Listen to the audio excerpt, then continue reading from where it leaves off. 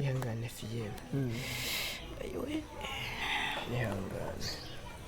Tugufashe gute? Bari kumva. Abashwe kuri musego. Nawe kuraza si byo bibi. Yigije tuzi umugongo wihese. Ihangane. Kuko mbona ameze gutya. Ntabwo binshimisha. Ntabwo byashimisha, nta n'uwo byashimisha. Tubana njye na wenyine.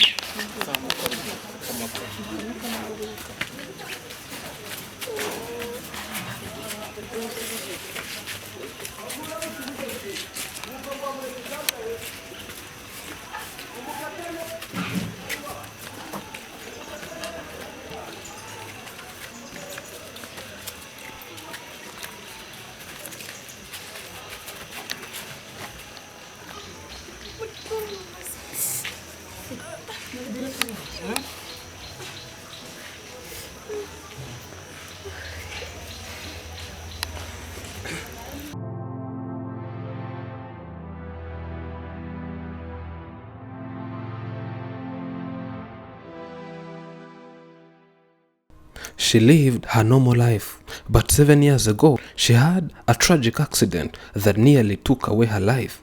Since that day, her life is at stake. She lost hope, and this might be her last hope. Meet a girl who has been rotting for 7 years.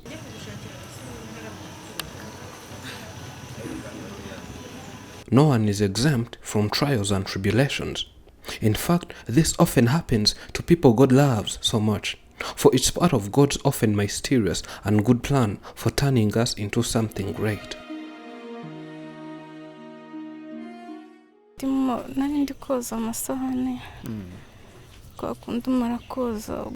It was in 2014. One day I was washing dishes. After washing dishes, I had to clean the place around where I was washing dishes from. I slipped and fell. What I remember is finding myself down because I was alone. My back was no longer functioning. I had to crawl myself to the bed.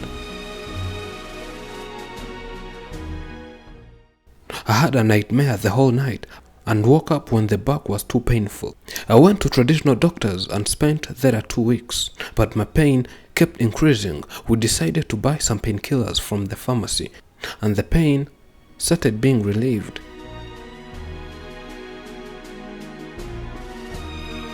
But after almost 2 months, the backbone started breaking itself. I could touch and feel like swelling in my back. That's when we started our journey towards the hospital. They scanned me, and scan test showed that bones of the backbone were damaged. Due to being transferred to different hospitals, then given different appointments, I spent a whole year without getting treatment. Due to that delay, my backbone kept on being damaged. The doctors also found I have bone tuberculosis. And then I was given tuberculosis medicine that lasts for a year, and I was told that I would go under surgery. From there resulted a financial problem, and doctors told me to go home, that by when I get money, I should return for treatment.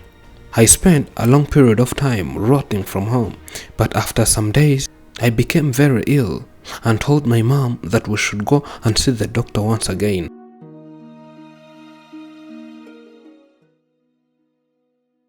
Naragiye njya kureba muganga ndamubwira rero meze nabi nawe urabibona. I went and met the doctor, then told him that I'm seriously very ill and at home we have no money so that they can pay for me.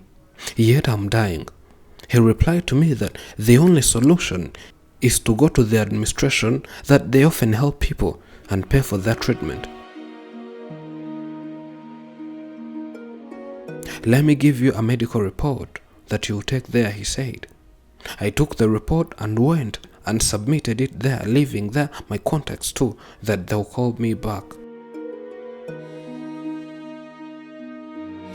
After 3 weeks submission, the administration contacted us. I was lucky enough that they had granted me that favor, so I went for treatment. Then hospitalized. After 3 weeks, I was operated, and it took too long that I spent there 7 months.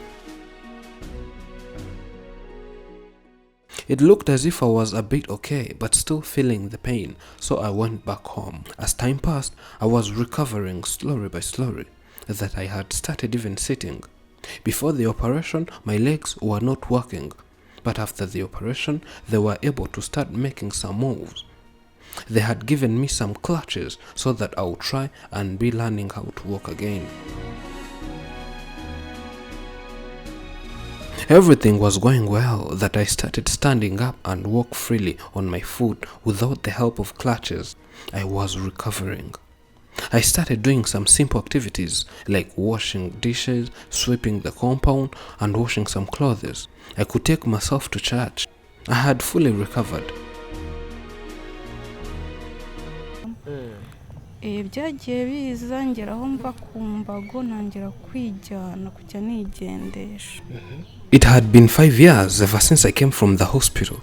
This was my 5th year ever since I had the operation. In the beginning of this year, the sickness came back stronger. It started when feeling so much heat and fever in the back, and the backbone is so painful from where it starts up to the spinal where it ends. I wondered why I had unusual heartache. As long as I could have some monthly checkup to the hospital, I decided to go back there and let them diagnose and tell me what's going wrong in my body. I was scanned and doctors said during the operation I had some prosthetics put in my back, and they are the one causing problems. They said that prosthetics inside the back got broken in 2 pieces. They told me that I should see the doctor who operated me. I went to see that doctor because he had switched to another hospital. He concluded that he should reoperate me, but I told him, you know what happens the last time you operated me? I had no money to cover the medical bill. What do you think will be done? He said that go back to your family and find money. But I told him that we cannot afford paying the medical bill. I told him to make another report for me so as to seek medical help.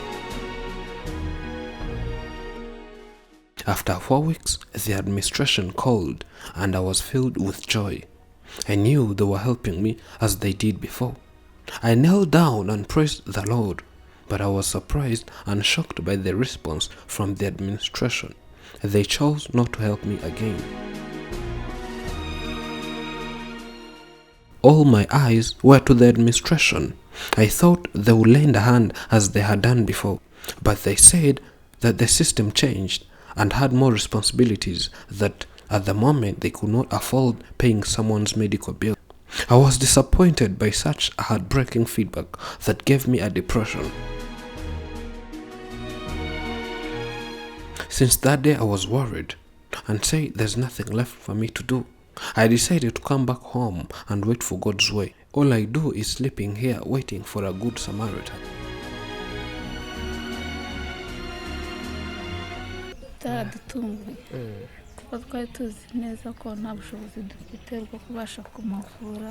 We were all shocked by the feedback because we knew we had no money for her medical treatment. We had put hope to the administration. We all got disappointed. That night, she cried for the whole night. The only thing I could do was to comfort her. My mind would not accept the fact that at the beginning my sister was given help, but this time I did not see that coming. She was told by doctors that she has to stop going in each and everything that can shake her body. We were lent this house because we lived in a remote area that would not facilitate but worsen her medical condition, so as to easily access the hospital in case of an emergency. That's how we were given this house, because we cannot afford paying its rent.